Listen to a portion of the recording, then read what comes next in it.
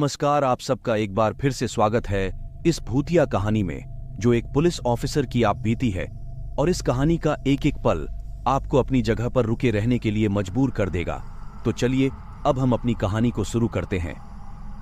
Police थाना के officer Virendra रात की चादर में लिपटा हुआ अपनी आप बीती सुनाता है।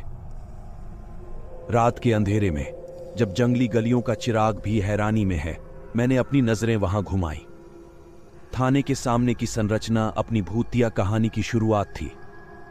एक रात थाने के सीने में रहने वाले एक ही अधिकारी के रूप में मैं आप बीती सुनाने को बैठा। एक गहरी सुनसान रात, जब एक छाया ने मेरा मन छू लिया। गहरी सुनसानी में मैंने सुना कि थाने के अंदर एक अजीब सी आवाज है, जैसे कोई भी अपने पैरों से सीधे दीवार के साथ चल रहा हो।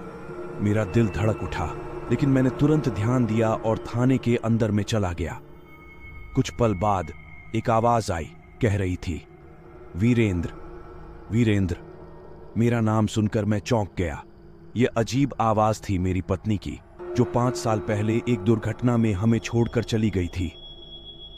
थाने के कोने में मैंने एक पुराने फाइल कैबिनेट के पास एक साया देखा। वहां खड़ा एक रूप मेरी पत्नी का था। एक क्षण के लिए उसके आंखों में एक अजीब सी चमक थी, जैसे कोई अनछुई बात छिपी हो।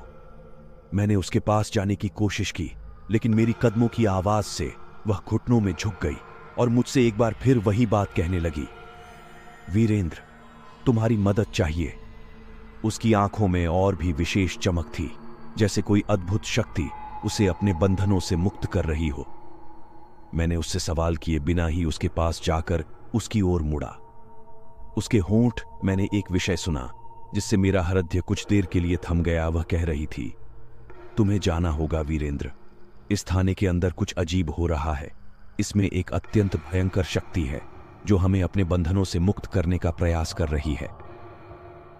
उसकी बातों में से मेरा खौफ बढ़ रहा था, लेकिन मैंने खुद को संभालते हुए उससे पूछा, तुम यहां कैसे आई हो?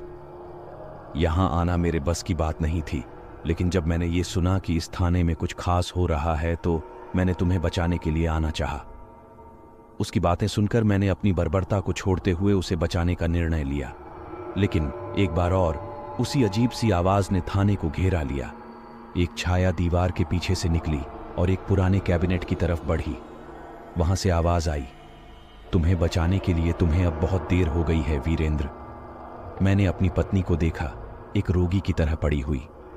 उसकी आंखों में वही अजीब सी चमक थी, लेकिन इस बार वह मेरे पास आई और मेरे कानों में बोली, भूतिया थाने में हो रहे अंधकार से बचने का एक ही तरीका है, तुम्हें यहां से बाहर निकलना होगा जल्दी। मैंने पत्नी को अपनी बाहों में ले लिया और उसके साथ धीरे धीरे थाने से बाहर निकला।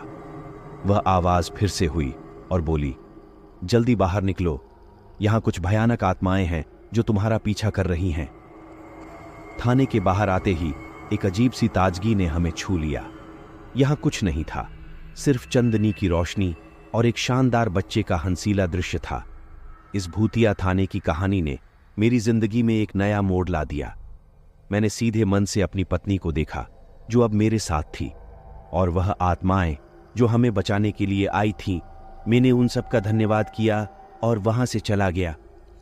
अगर आपको ये कहानी अच्छी लगी हो तो कमेंट करके बताना, और चैनल को सब्सक्राइब जरूर कर देना, और वीडियो को लाइक करना मत भूलना।